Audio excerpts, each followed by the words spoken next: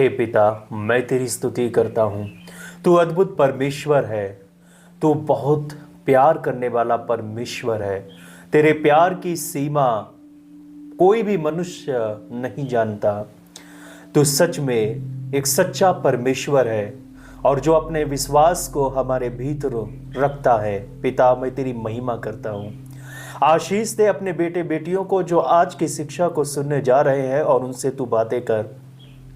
वचन के माध्यम से तू उनसे बातें कर और उनके आंखों के आगे से पर्दा हटा दे, उनके चेहरे से वो पर्दा हटा दे, वह प्रकाशमान हो जाए, उनका तेज प्रभु चमकने पाए तेरे सामर्थ्य नाम में। प्रभु, जो सामर्थ्य, जो शक्ति तूने अपने बेटे बेटियों को दी है पिता, वो उसको अधिकाई के साथ में जानने पाए। वो जानने पाए कि वो कमजोर नहीं है, वो जानने पाए कि परमेश्वर उनका बल है। मैं तेरी स्तुति करता हूँ कि तूने इन कमजोरों में अपनी सामर्थ्य को दिखाया है और तू लोगों को लज्जित करेगा, ज्ञानवानों को लज्जित करेगा, तू बलवानों को लज्जित करेगा। और प्रभु, इनको कोई भी हानि नहीं होगी क्योंकि तू इन्हें संभालने वाला परमेश्वर है, तू इन्हें बचाने वाला परमेश्वर है, इन्हें प्रोटेक्शन देने वाला परमेश्वर है। इसीलिए ये आनंदित है। मैं तेरी स्तुति और महिमा करता हूँ क्योंकि मैं भी आनंदित हूँ। प्रभु का धन्यवाद करता हूँ। मैं चाहता हूँ आज की शिक्षा के जरिए प्रभु यह जान पाएं कि इनके अब चेहरे पर कोई भी पर्दा नहीं है, इनका हृदय तेरी ओर मुड़ जाए ताकि प्रभु रोजाना यह तेरे दर्शन पाए। यीशु मसीह के नाम में, परमेश्वर की महिमा के लिए आमीन और आमीन। हालेलुया।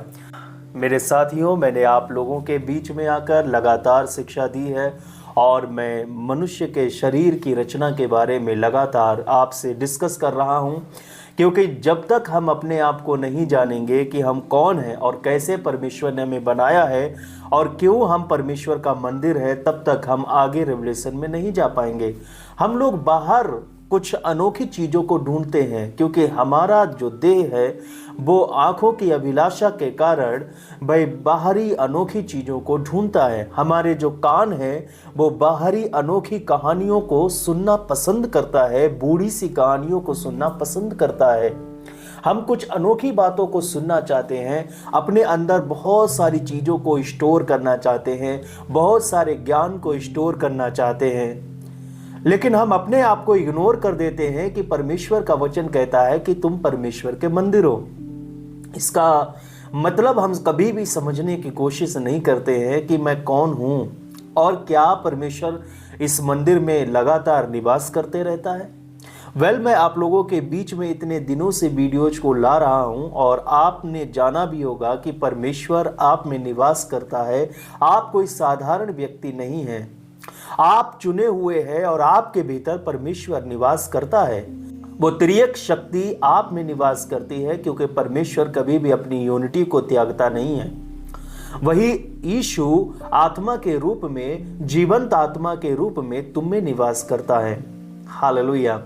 मानव शरीर को परमेश्वर ने इस प्रकार बनाया, जैसा कि उत्पत्ति में लिखा है कि हम मनुष्य को अपने प्रतिरूप बनाएं।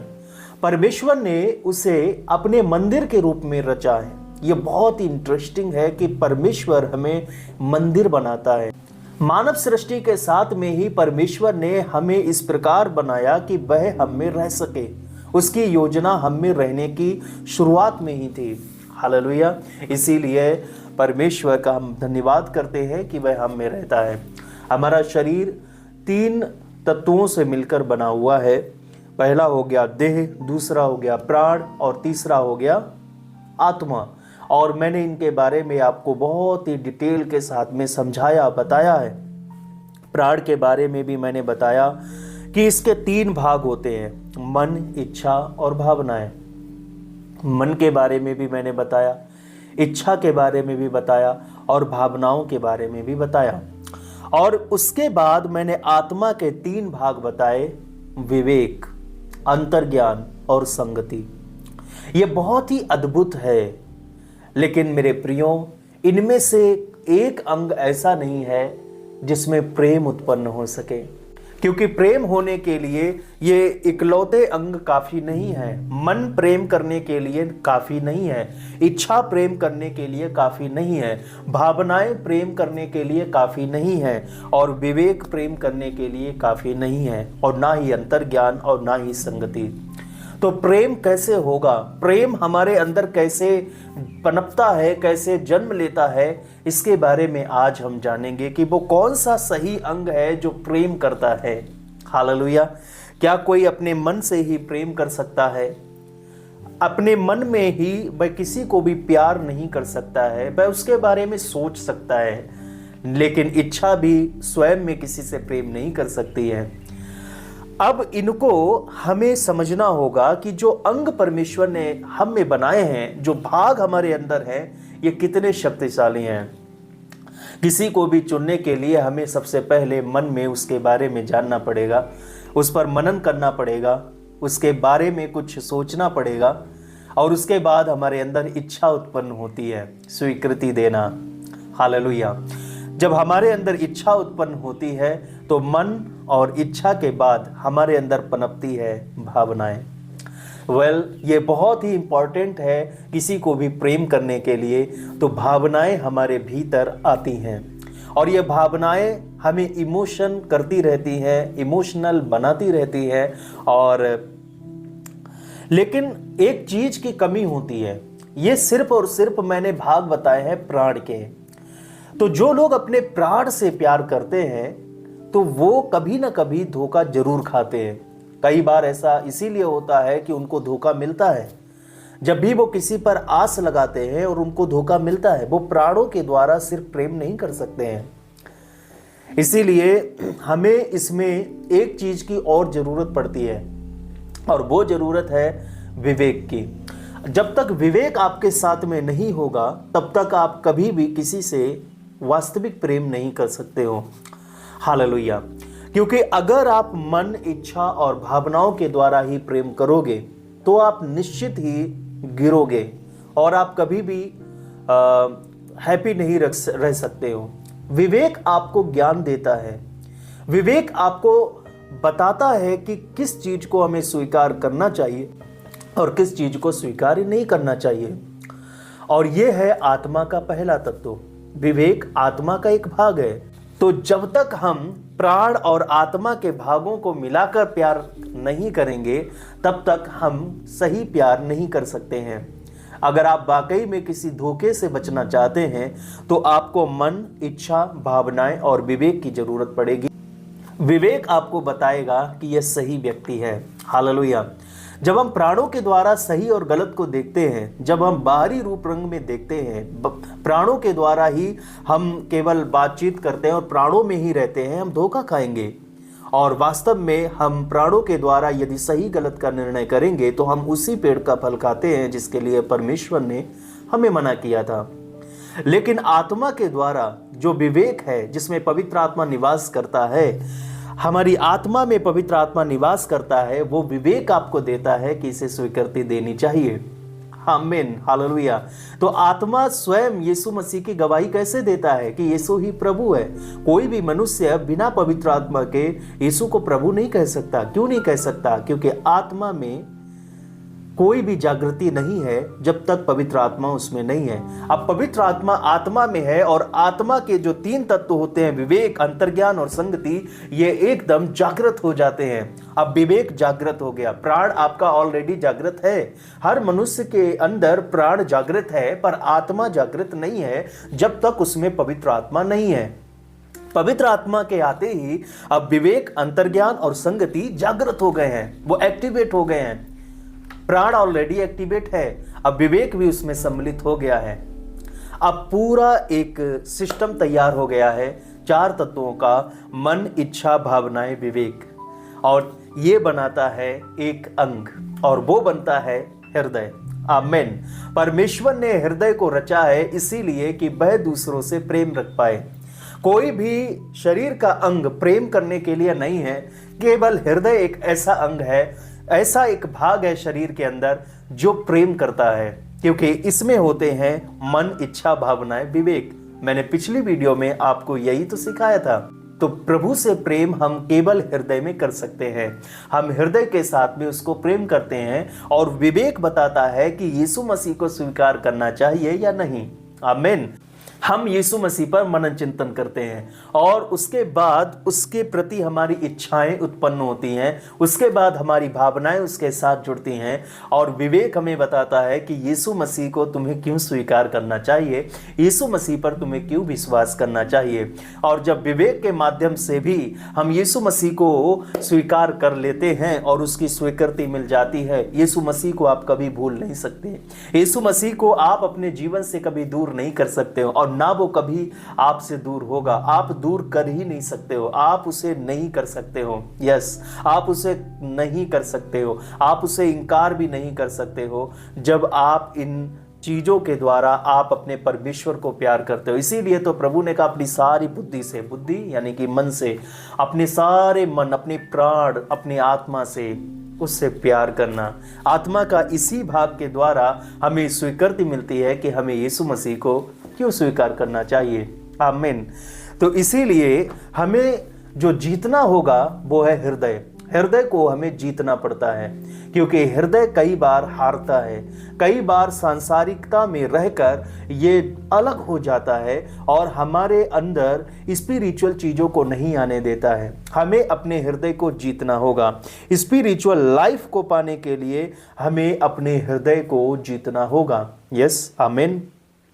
क्योंकि ये जो हृदय है ये मनुष्य के जीवन का सबसे महत्वपूर्ण अंग है। जैसा कि 2 कुरिन्थियों अध्याय 3:16 में लिखा है, जब कभी उनका हृदय प्रभु की ओर फिरेगा तब वह पर्दा उठ जाएगा। हालेलुया। तो प्रभु की ओर फिरने के लिए हमें अपने हृदय को मोड़ना होगा, तब वो पर्दा हटेगा। हमें अपने हृदय को मोड़ना पड़ेगा, प्रभु की ओर इसे करना पड़ेगा। आमीन। इसके लिए हमें पश्चाताप करना होगा।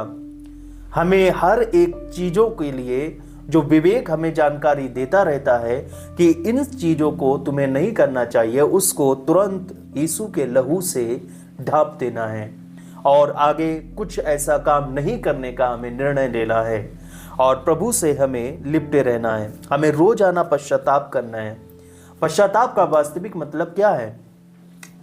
हमें वो काम दोबारा से रिपीट नहीं करना चाहिए। हमें वो काम बार बार नहीं रिपीट करना चाहिए। बार बार जिसके लिए हम पश्चाताप कर चुके हैं, नहीं दोबारा उसके पीछे जाना चाहिए। तो हमें अपने पूरे हृदय से पश्चाताप करना होगा, मन से, इच्छा से, भावनाओं से, विवेक से पश्चाताप। तो ये हमें रोजाना करना होगा और रोजाना करने के माध्यम से हम अपने हृदय को प्रभु की ओर मोड़ते हैं। आमीन। तो फिर हम इस प्रकार अपने हृदय को प्रभु यीशु मसीह को रोजाना अर्पित करेंगे।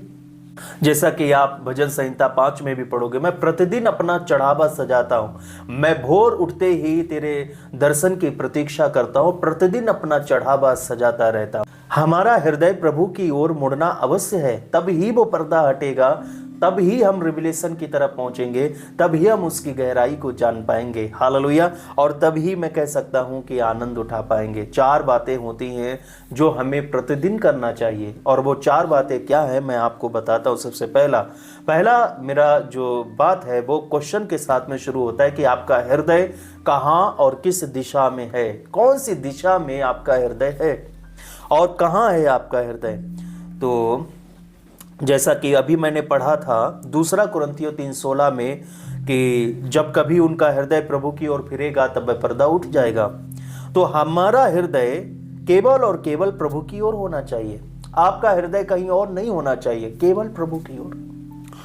और जब आपका हृदय प्रभु की ओर होगा तब वो पर्दा उठ जाएगा।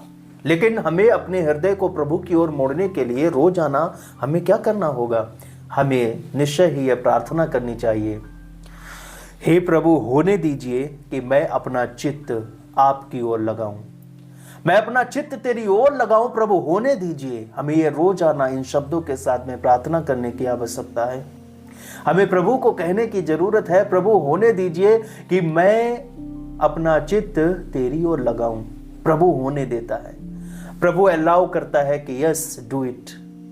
एक कोढ़ी यीशु मसीह के पास आया और घुटने टेक कर उसने विनती की कि यदि तू चाहता है कि मैं शुद्ध हो जाऊं तो मैं शुद्ध हो जाऊंगा। और प्रभु यीशु मसीह ने कहा मैं यही चाहता हूं कि तू शुद्ध हो जा। जब मैं कहता हूं कि चाहता हूं, यदि तू चाहता है, तो यीशु कहता है मैं ऑलरेडी चाहता हूं। जब हम कहते हैं कि हे प्रभु होने दीजिए कि मैं अपना चित्त तेरी ओर लगाऊं, तो प्रभु कहता है कि मैं यही चाहता हूं, मैं होने देता हूं इस चीज को कि तेरा चित्त मेरी ओर लग जाए। यस आमीन। और प्रभु ये पूरा कर देगा, आप में यह होकर रहेगा। आपको रोजाना इस प्रकार प्रार्थना करना। आप इसे गीत भी बना सकते हैं, आप इसे गा भी सकते हैं, किसी भी सुर में आप गा सकते हैं, पर आप इसे इन शब्दों के साथ में प्रार्थना कर सकते हैं। हे प्रभु होने दीजिए कि मैं अपना चित्त तेरी ओर लगाऊं। लेकिन इससे पहले हमें इन 4 चीजों से गुजरना होता है, मन, इच्छा, भावनाएं और विवेक। हालेलुया।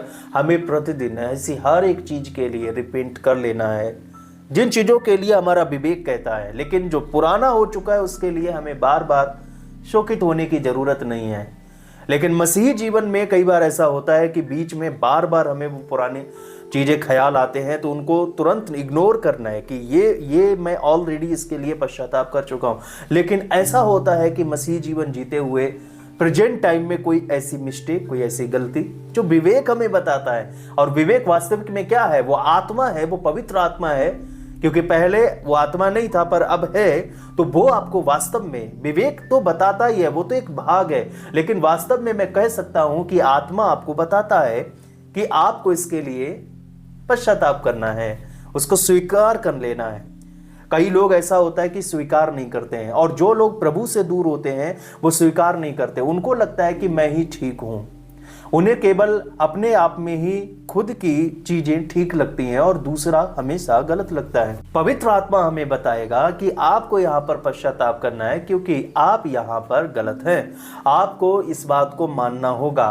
तो आप कहेंगे कि हाँ मैं इस बात के लिए मानता हूँ, उसको इग्नोर नहीं करना है, उसको मान लेना है कि हाँ मैंने ये किया, लेकिन यीशु मसीह में मैं क्षमा प्राप्त कर रहा हूं। जब आप उसे मान लेते हैं तो यीशु आपको क्षमा कर देते हैं। बात मानने की है, ना कि उसको मना करने की कि नहीं मैं ऐसा नहीं किया है, यह गलत है। तो इस प्रकार जब आपका चित्त प्रभु की ओर लग जाएगा तो पर्दा उठ जाएगा, और पर्दा उठते ही आपका मसीह जीवन प्रकाशमान हो जाएगा। हालेलुया।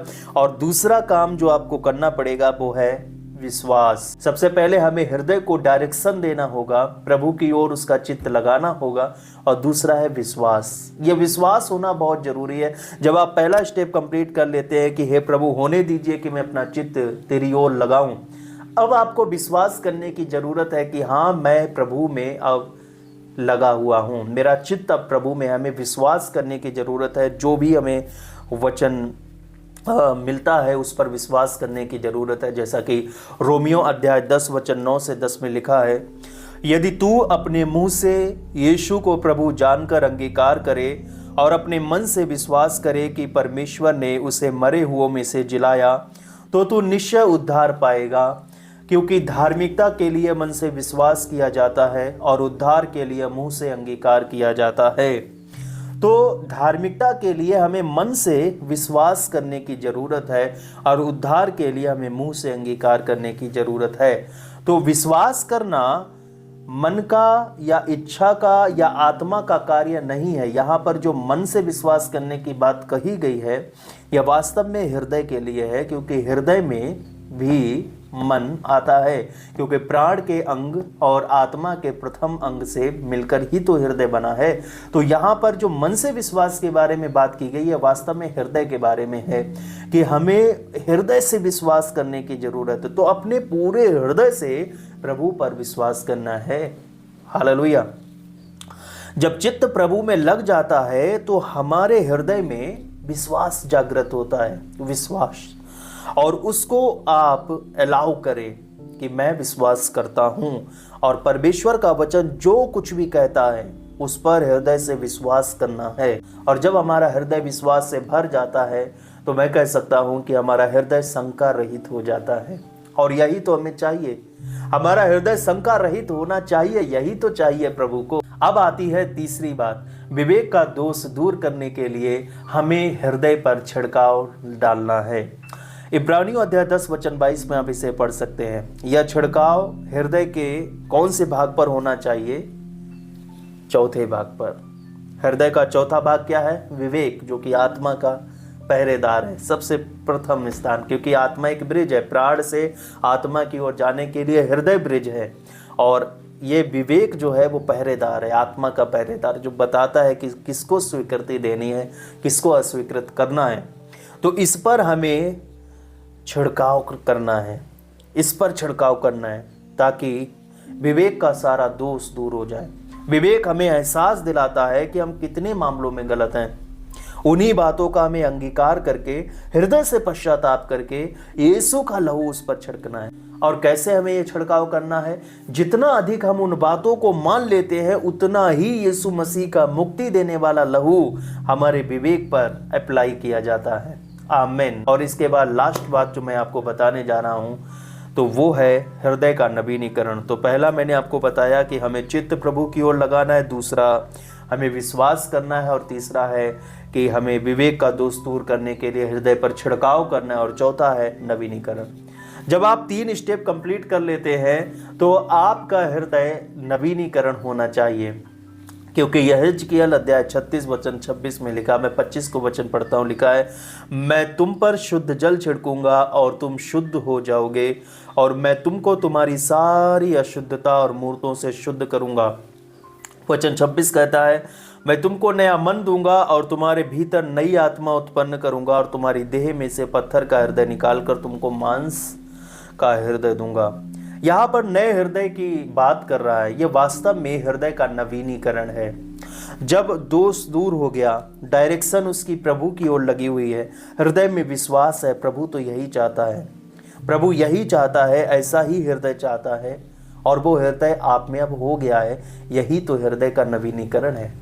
यही तो आपको वो हृदय दिया गया है जो परमेश्वर चाहते हैं, और यहेजकेल में जिसका वर्णन दिया गया है। कोई अलग से ऐसा नहीं है कि आपका ये हृदय निकाल कर फेंक दिया जाएगा, या गल जाएगा, या नया अंग उसमें से उग जाएगा। नहीं, यह नवीनीकरण के बारे में बात करता है। प्रभु हमारा नवीनीकरण करता है। प्रत्येक दिन वह हमें नया बनाता है, डेली रिफ्रेश करता है। आपको वो डेली रिफ्रेश करता है। आप जब सो जाते हैं, सुबह उठते हैं, प्रार्थना बहुत जरूरी है। हमें डेली रिफ्रेश चाहिए ही चाहिए, हमें प्रार्थना चाहिए। इसीलिए अपने हृदय को डेली रोजाना प्रभु की ओर लगाना चाहिए। हे प्रभु, होने दीजिए कि मैं अपना चित्त तेरी ओर लगाऊं। उसके बाद उस पर विश्वास करना है, और जो भी बातें विवेक आपको बताता है उनको मान लेना है। और जितना अधिक मानोगे आप, यीशु मसीह का मुक्तिदायी लहू आप अपने विवेक पर, अपने हृदय पर छिड़कते हैं। यही तो बात है। हमें रोजाना ये जब हम करते हैं, जो भी बातें, ऐसा नहीं है कि आपको याद कर करके सब कुछ करना होगा। आपको याद करने की जरूरत नहीं है उन पापों को, लेकिन विवेक जब उस क्षण आपको बताए तो उसको मान लेना है। हालेलुया। और ये आपके लिए बहुत ही लाइट होगा। आप जब उठेंगे, आप अपने लाइफ को स्टार्ट करेंगे प्रार्थना के बाद, आफ्टर प्रेयर, रिफ्रेश होने के बाद, इस नाश्ते को लेने के बाद, 30 मिनट कम से कम अब प्रभु के साथ बिताने के बाद जब आप जाएंगे, तो आप अपने जीवन में, आप शरीर से भी आप बलिष्ठ महसूस करेंगे, और आपकी आत्मा भी एकदम तत्पर होगी। हालेलुया। आप अपने आप में मुरझाए महसूस नहीं करोगे। हालेलुया। तो हमारा पुराना हृदय नवीनीकरण हो जाता है। हृदय को पूर्ण रूप से काम में लाने के लिए हमें यह 4 भाग रोजाना करने की जरूरत है। नहीं तो केवल प्राणों में ही आप रह जाओगे, मन, इच्छा और भावनाओं में। हमें चारों बातों को प्रभु में लेकर आना है, इन चारों को काम में लाना है।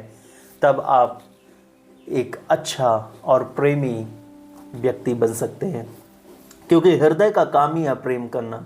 वह दूसरों से भी प्रेम करता है और वह परमेश्वर से भी प्रेम करता है।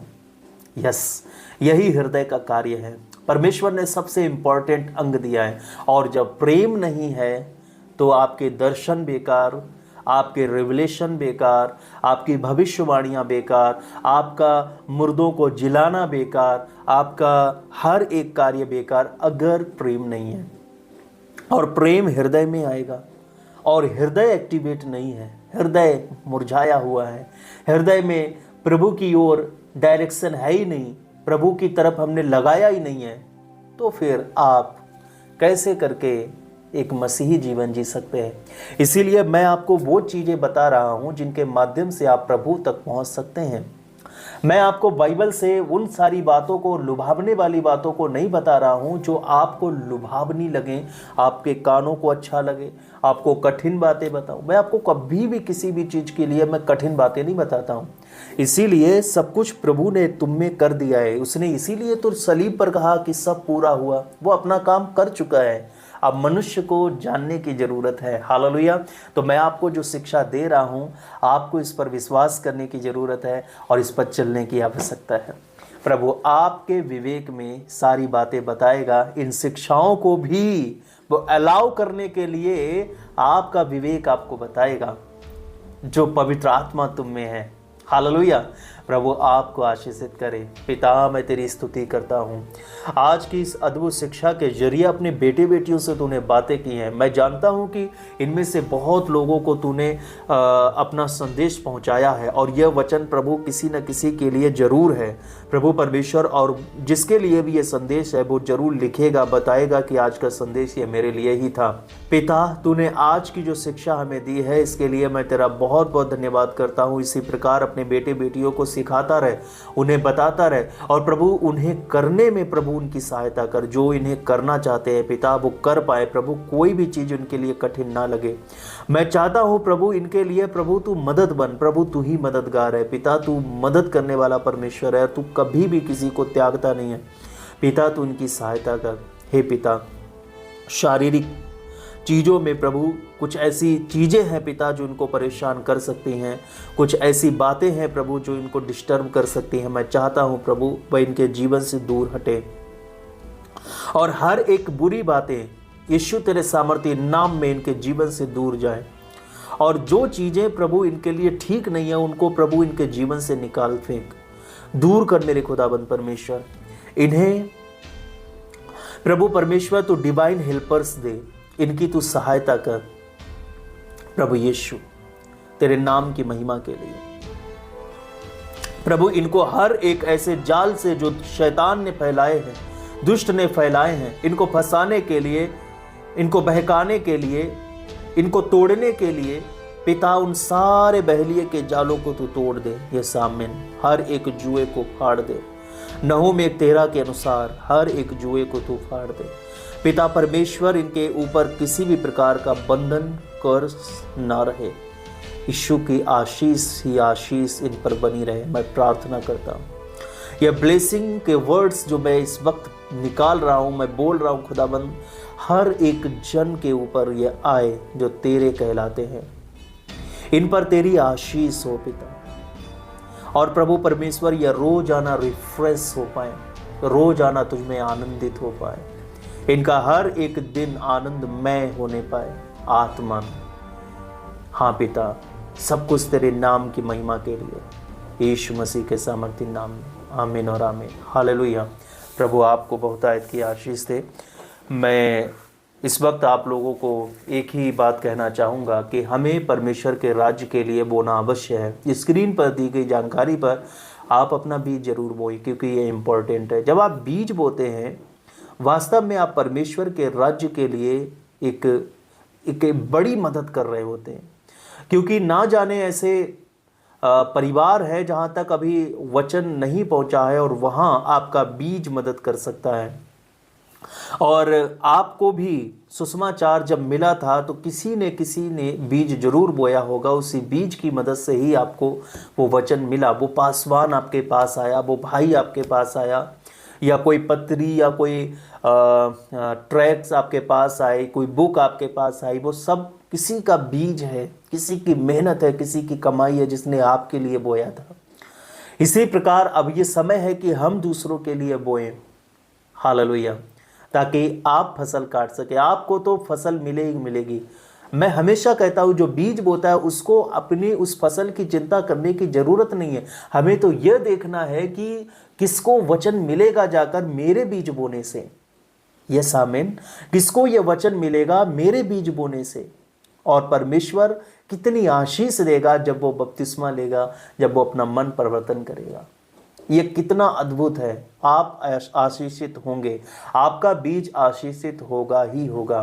प्रभु आपको श्योरिटी देता है कि बोने वाला कभी भी भीख नहीं मांगता, बोने वाला कभी भी दुख में नहीं होता, बोने वाला कभी भी अपने भविष्य को लेकर चिंता नहीं करता, क्योंकि उसने बोया है और उसने अपनी फसल को परमेश्वर पर रख छोड़ा है, उसने परमेश्वर के राज्य में बोया है। तो उसका कभी भी रुपए खतरे में नहीं होंगे, क्योंकि परमेश्वर का राज्य कोई खतरे में नहीं है। अगर परमेश्वर का राज्य खतरे में होगा तब ही वो उसका बीज खतरे में होगा, उससे पहले नहीं। और हम सब जानते हैं परमेश्वर का राज्य कभी खतरे में नहीं था। परमेश्वर का राज्य बस बढ़ता है, हालेलुया, एक्सपेंड होता है, बढ़ता जाता है। प्रभु आपको आशीषित करे। मिलते हैं नई टीचिंग के साथ में। शालोम।